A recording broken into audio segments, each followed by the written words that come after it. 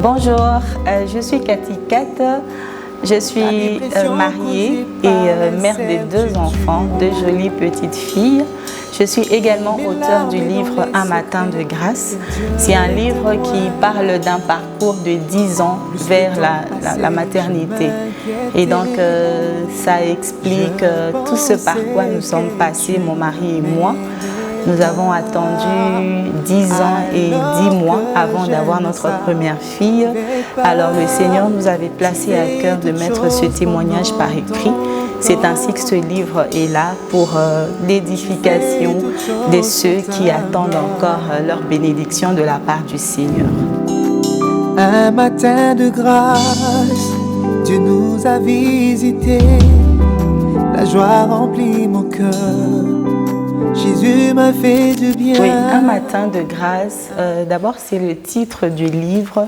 Et pourquoi nous avons préféré le mettre de la sorte?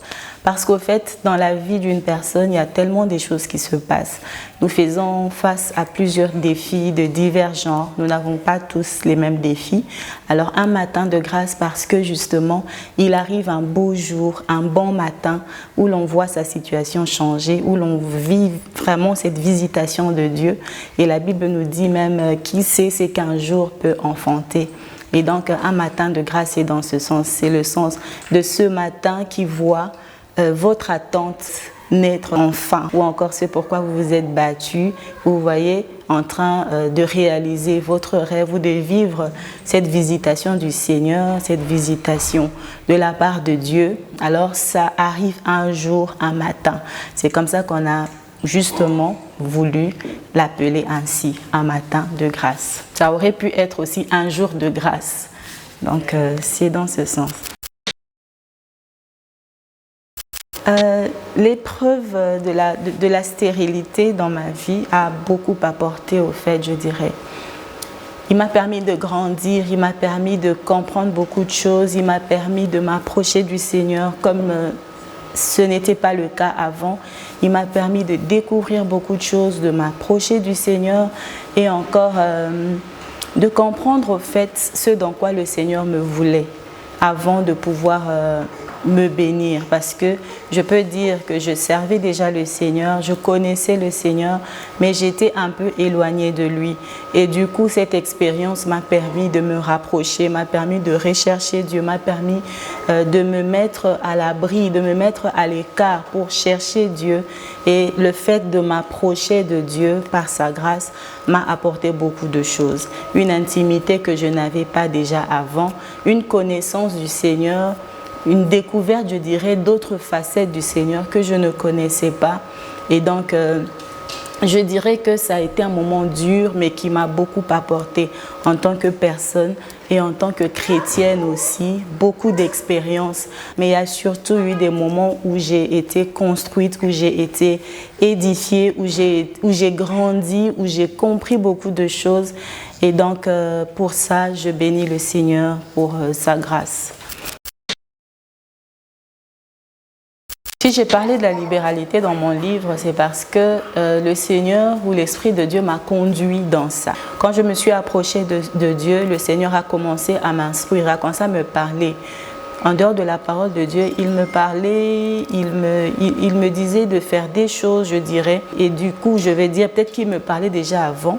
Mais cette fois-là, je commençais à percevoir, entendre la voix de Dieu me parler, me donner des instructions. Et je parle des instructions parce que dans mon parcours, il y a eu beaucoup de choses que le Seigneur me demandait de faire. Entre autres, c'était la libéralité. Pourquoi est-ce que c'est important? Je comprends après, maintenant que c'est passé. Parce que je crois que quand nous faisons du bien autour de nous, le Seigneur nous bénit. Mais pourquoi le Seigneur nous bénit? Je crois que le Seigneur se sert aussi des paroles des gens à qui nous faisons du bien. J'ai été une fois dans un hôpital, par exemple, c'était, je crois, à la pédiatrie. Et là, j'ai rencontré une dame qui avait accouché, je crois, et dont le mari était allé chercher de l'argent pour payer les factures et tout.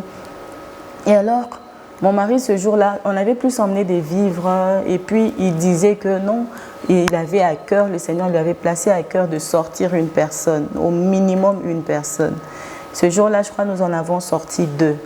Alors j'ai vu cette femme, après qu'on ait payé sa facture, qui était, je pense, de pas plus de 150 $. On a vu comment cette femme s'est mise à pleurer. Elle pleurait, elle n'en revenait pas.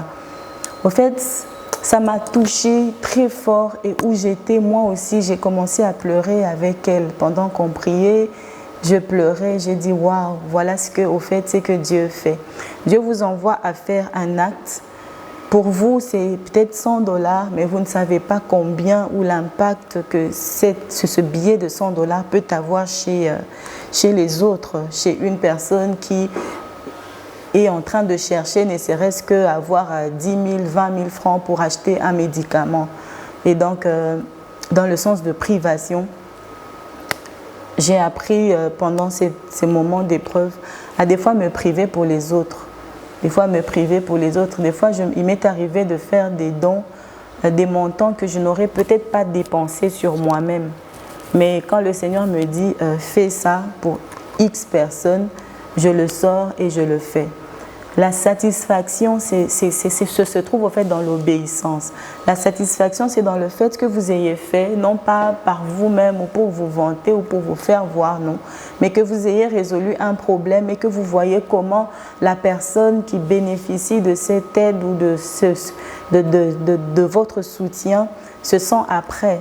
Comment après elle est défaite d'un problème, ou encore cette nuit-là, elle arrive à passer la nuit chez elle à la maison avec ses enfants et tout le bien que ça lui fait.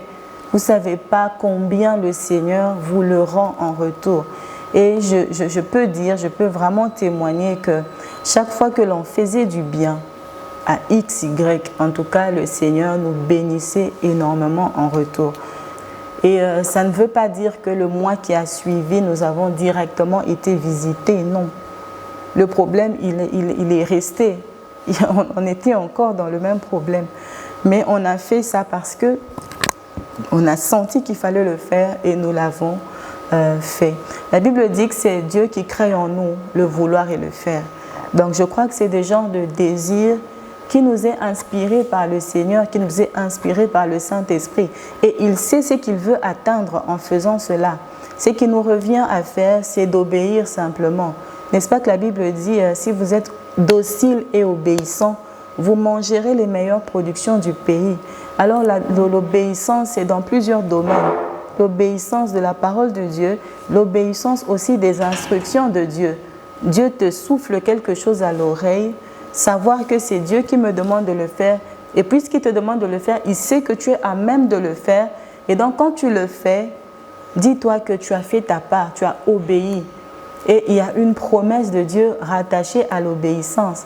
La promesse qui dit que si vous êtes docile et obéissant, vous mangerez les meilleures productions du pays. Donc dites-vous qu'à l'instant où vous commencez à obéir à la parole de Dieu, à obéir aux instructions de Dieu, il y a une partie qui va vous revenir. C'est-à-dire la bénédiction de l'Éternel, la parole de Dieu rattachée à cette parole-là, la bénédiction rattachée à cette parole-là, va aussi s'attacher à votre vie. Et vous allez la vivre, que vous le vouliez ou pas. Peu importe le temps que ça va prendre, un jour, tout ce bien que vous avez fait autour de vous, vous en mangerez le fruit. Vous allez être payé. Et Dieu, il est celui qui sait bien rémunérer. La Bible dit qu'il est le rémunérateur de ceux qui le cherchent. S'il y en a un qui sait payer comme il se doit, c'est notre Dieu. Et donc, je crois que la libéralité est très importante dans la mesure où vous faites du bien, vous réjouissez les cœurs des gens, vous réjouissez le cœur de Dieu. Et au retour, ces gens-là vous bénissent, ils profèrent des paroles de bénédiction sur votre vie et qui vont avoir de l'effet. Ok, alors dire que j'ai eu un parcours diamétralement opposé de celle de Pénina, bon, de Anne, je dirais que c'est pas vraiment ça. Anne a eu son type à elle de mortification, donc elle a eu Pénina à côté qui l'a mortifiée, bien qu'elle avait un mari qui l'aimait. Alors moi, je ne dirais pas que j'ai eu une rivale à côté qui me mortifiait. Je n'ai pas eu une rivale qui m'insultait ou qui me faisait voir, qui avait des enfants et que moi je n'en avais pas, non. Mais je dirais que chacun de nous a sa façon, a son type de mortification. J'ai connu des situations qui me faisaient pleurer, j'ai connu des personnes qui me lançaient des pics et qui pouvaient aussi m'emmener à pleurer, me lamenter, à me renfermer encore davantage. J'en ai connu. Donc je dirais que j'ai eu aussi ma dose à moi de mortification qui était différente de celle de Anne, justement. Donc c'est un peu ça. Nous en avons tous, je dirais. Et pour moi, personnellement, ça n'a pas été semblable à celle de Anne, ou encore de ces femmes qui voient clairement leur belle famille les attaquer, ou encore des personnes les insulter à vue vue comme ça. Moi, je n'en ai pas eu. Et donc, voilà. Bon, comme toute épreuve, je dirais, ça n'a pas été facile. Ça n'a pas été facile. Pour ceux qui me suivront, nous passons tous par des épreuves. Si ce n'est pas encore arrivé pour vous, ça arrivera. Et c'est peut-être pas dans le domaine de la maternité, c'est dans un autre domaine. Et alors, comment j'ai traversé la mienne, je dirais que c'était vraiment difficile. Et la première année, on vous dit, ok, vous n'avez pas à vous inquiéter, ça va venir et tout. Quand vous passez une année, 2 ans, on se rend compte qu'au fait, c'est une affaire qu'on ne maîtrise pas et que ça pourrait prendre encore plus d'années. Et donc, pour ma part, j'ai pleuré. Je pleurais, je m'enfermais dans la chambre, je pleurais, j'avais des larmes. J'allais vers le Seigneur puisque j'étais déjà chrétienne, mais j'allais en pleurant. Je disais, Seigneur, pourquoi ça m'arrive à moi? Pourquoi tu permets que ça m'arrive à moi? Qu'est-ce que j'ai fait? Pourquoi est-ce que je dois passer par là? Les autres, ils se marient, ils ont des enfants. Et pourquoi moi j'en ai pas? Toutes mes sœurs ont des enfants. Dans ma belle famille, tous mes beaux-frères, ils ont des enfants. Comment ça se fait que nous, on n'en a pas? Et donc, je me plaignais vraiment. J'ai passé beaucoup de temps dans les plaintes. J'ai passé beaucoup de temps à me morfondre. J'ai passé beaucoup de temps à m'enfermer aussi. J'étais aussi plus dans mon coin. Et j'étais pas trop à passer du temps avec les gens. Les seuls moments où je passais vraiment du temps avec les gens, c'est quand j'étais au travail, les collègues de travail, oui, en pause et tout, mais sinon, c'est une épreuve qui m'avait aussi un peu renfermée, je dirais. Et donc, ça n'a pas été facile, les moments des pleurs, les moments où on se rend compte qu'on est vraiment incapable. C'est pas comme quand on manque de l'argent. En fait, je comparais ça un peu au fait. Je me disais, il y a des gens qui font face à des problèmes du genre, j'ai pas d'argent pour payer mon loyer ce mois, j'ai pas d'argent pour me nourrir. Mais c'est les genres de problèmes qui peuvent être résolus par d'autres personnes. Le fait de ne pas avoir de l'argent pour son loyer, ça fait que vous pouvez avoir un frère, un ami qui, justement, vous donne de quoi payer votre loyer ou de quoi acheter votre pain ou de la farine pour votre famille. Mais dans ce genre de cas, quand vous passez par la stérilité, ce n'est pas le genre de cas où un oncle ou je ne sais pas moi, votre père, votre mère, peu importe l'amour qu'il a pour vous, il ne peut pas résoudre ça. Et donc, c'était difficile à traverser. C'était vraiment difficile de savoir que même le médecin que vous allez voir n'a pas la capacité de vous donner ce que vous demandez. Tout ce qu'il peut faire, c'est de faire des diagnostics, vous proposer des solutions, vous proposer des ordonnances et encore des prescriptions qui ne marchent pas toujours à 100%. Et donc, c'était difficile, je pleurais, je me disais au fait, Seigneur, peut-être que je n'aurai pas d'enfant. Peut-être que je n'en aurai jamais. Et donc, ça a été vraiment, vraiment difficile, comme c'est pour le cas encore aujourd'hui pour plusieurs qui attendent encore leur visitation de la part du Seigneur.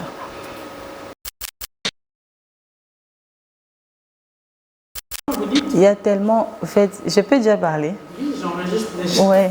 Alors, je disais que par rapport au vécu, par rapport à tout ce par quoi je suis passée, il y a eu tellement de choses. Et dans le livre, je parle un peu de tout. Je parle un peu de tout. Parce que l'idée, c'était aussi de produire un livre qui soit facilement lisible parce qu'on sait déjà que les gens, la plupart, n'ont pas l'habitude de lire, surtout en Afrique. Et donc, j'ai voulu faire concis, mais aussi, je dirais que l'une des choses qui a aussi occasionné, il y a eu beaucoup d'éléments, comme je dis, mais l'une des choses qui a occasionné, ou encore, je dirais que parmi les fois où j'ai aussi été dans la présence de Dieu et qui a eu aussi de l'impact, c'était une prière à laquelle j'ai assisté. C'était un programme organisé par une sœur à Bandal. Alors, le thème, c'était la prière d'Anne. Oui, je crois que c'est ça le nom de son ministère. J'ai été à cette prière-là. Et comme je vous dis, le Seigneur, il vous conduit d'une manière ou d'une autre. Quand vous êtes dans la présence de Dieu, quand il veut que vous assistiez, par exemple, à un événement, je me suis retrouvée là sans avoir vraiment eu le programme d'y aller. Comme je suis partie, j'ai reçu une invitation et j'étais avec mes sœurs. Je dis après, ok, on y va, on va assister à une prière. On m'a invitée. Je me disais, ok, ça va peut-être durer 2 heures. Je vais prier et puis je vais rentrer. Ça a été carrément une journée dans la présence de Dieu. Et ce jour-là, il y avait des orateurs, il y avait aussi des femmes qui avaient aussi des témoignages sur la fécondité. Et il y avait aussi beaucoup d'autres femmes. Les participants, c'était la plupart, en majorité, c'était des femmes qui avaient des problèmes de conception. Je me suis rendu compte combien il y en avait, au fait, simplement dans cette réunion-là. Et donc, ça a été bénéfique pour moi dans la mesure où j'ai été dans la présence de Dieu. Je crois que ce jour-là aussi, le Seigneur m'a touchée. Je suis passée devant quand on faisait des appels. J'étais en larmes, je pleurais. Et je suis venue peut-être avec une charge ce jour-là. Mais en ressortant, j'étais déchargée. Je n'avais pas encore les enfants que je cherchais, mais je sentais que le Seigneur avait vraiment pris sur lui le fardeau que je portais. Et donc, je dirais qu'il est très important, quand on attend une visitation de la part du Seigneur, on attend dans un domaine ou dans un autre, de se mettre vraiment dans le bain, se mettre dans le bain de chercher Dieu, au fait. S'il y a une réunion à laquelle vous pouvez assister, qui va vous aider, plutôt que de rester, je ne sais pas moi, devant son téléphone, à passer 2 heures dans les réseaux sociaux, allez plutôt investir ce temps dans la présence de Dieu. Vous n'avez peut-être pas la force de prier vous-même. Allez-y dans une réunion où vous trouvez des gens en train de prier et vous bénéficiez de cette chaleur qui vous emmène aussi dans la présence de Dieu. C'est du temps investi et c'est bien investi.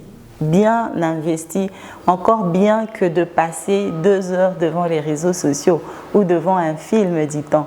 Je ne dis pas qu'il ne faut pas suivre des films ou ne pas passer du temps devant les réseaux sociaux, mais je dis qu'il faut maximiser le temps dans la présence de Dieu. Maximiser le temps. Il y en a qui prient la nuit. Si vous n'avez pas prié la nuit, prenez le temps la journée de prier. Prenez 1 heure, prenez 30 minutes, prenez des moments où vous vous retirez et vous allez parler à Dieu et vous allez déverser votre cœur au devant de Dieu. Et surtout quand vous vous sentez abattu, quand vous vous sentez abattu, allez dans la présence de Dieu. Vous sentez que vous n'en pouvez plus, c'est trop lourd à porter, vous avez l'impression au fait de faire face à une montagne insurmontable. Allez dans la présence de Dieu. Allez dire à Dieu, Seigneur, c'est difficile pour moi. Au fait, je ne sais pas comment je vais sortir de cette situation. Alors, je viens déposer ce fardeau, je viens déposer ce problème à tes pieds. Je sais que toi, tu as la capacité de me guérir, tu as la capacité de me visiter, tu as la capacité de me donner au-delà de ce que j'attends de toi. Donc, voilà un peu ce que j'aimerais dire quant à ce. Bien, merci. Au fait, c'est pas venu de soi. C'est pas venu de soi. Quand j'ai fait 10 ans, je dirais, à attendre que les seigneurs nous visitent, mais au fait, c'est pas arrivé à la première année. D'abord, je priais pour moi, c'était plus moi, j'allais devant Dieu, Seigneur, pourquoi? Seigneur, pourquoi? C'était des questions, et puis il ne s'agissait que de moi. mais c'est venu avec le temps, au fur et à mesure que j'avançais dans ce parcours. Dès l'instant où j'ai compris que le Seigneur me voulait dans sa présence, qu'il fallait que je change des choses dans mes habitudes, il fallait que je fasse les choses autrement si je voulais avoir des résultats différents. C'est dès l'instant où j'ai compris par la grâce de Dieu et que j'ai commencé à me rapprocher du Seigneur et que j'ai commencé à plus écouter la parole de Dieu. J'avais des fois des écouteurs au travail, j'écoutais un message et là, vous savez, le Seigneur vous parle aussi. Et c'est dans cette voie-là que par la grâce de Dieu, j'ai compris que je devais aussi porter le fardeau des autres, que je n'étais pas la seule dans cette situation et que comme moi, il y avait plusieurs femmes justement qui aussi pleuraient, qui attendaient et il y en avait même qui avaient plus d'années que moi. Vous voyez, des fois, le diable vous arrête un peu pendant que vous priez. Il vous fait voir une personne X. Il dit, regarde, toi, tu n'as que 7 ans. Regarde, elle a 11 ans, 12 ans. Est-ce que tu crois vraiment que ça va arriver? Et donc, on a connu des moments comme ça. Et donc, moi, le Seigneur m'avait conduit vraiment à prier aussi pour les autres. Je voyais mes autres sœurs qui se mariaient après moi ou mariées avant moi, qui attendaient encore. Il y en a même avec qui nous étions en train de prier quand on se rencontrait. On priait, on espérait et tout. Et donc, j'ai compris qu'il fallait aussi que je me fasse intercesseuse des autres. À un moment donné, le Seigneur m'a dit, pour toi, je connais, je sais ce que tu attends, mais il y a encore d'autres qui attendent. Donc, j'avais compris qu'il fallait que je commence à prier, à porter aussi le fardeau des autres dans mon cœur. Je me rappelle qu'il y a même un moment où, tout au début, avant que je ne commence à prier pour les autres, c'était que j'avais des rêves, j'avais vraiment beaucoup de rêves du genre où je voyais plusieurs personnes autour de moi enceintes. Des personnes qui venaient de se marier, je rêvais qu'elles avaient des enfants et après ça arrivait. Des personnes aussi qui avaient des problèmes de conception, pour qui j'avais des rêves et puis je les voyais après aussi avoir conçu.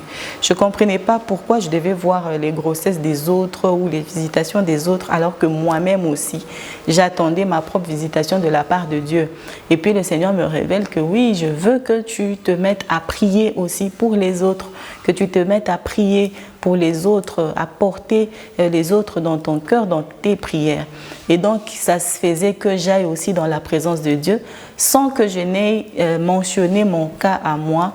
Je citais la sœur X, la sœur Y, et je vous assure, la plupart, ou encore une bonne partie de ces sœurs pour qui j'avais l'habitude de prier, aujourd'hui, je les vois porter leurs enfants et donc ça me fait beaucoup de bien. Il y en a que j'ai vu avoir des enfants bien avant moi. Ils ont eu des enfants. Il y en a qu'aujourd'hui encore, je continue à voir la main de Dieu. Pas plus tard qu'en décembre dernier, il y a une sœur pour qui je priais à l'église. Je la mentionnais et ça faisait longtemps aussi que je ne l'avais pas vue. Mais quand j'allais dans la présence de Dieu, je priais pour la sœur. Et à ma grande surprise, j'allais à l'église, on présentait les bébés. Je voyais la sœur qui venait avec son mari pour présenter leur garçon.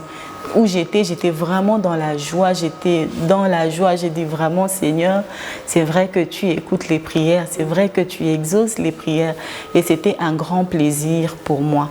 Voilà. Ceci n'est pas un simple livre. C'est un témoignage fabuleux d'un parcours d'une décennie. Il retrace la manière dont le Seigneur a procédé avec eux. Un matin de grâce, 10 ans d'attente vers la maternité.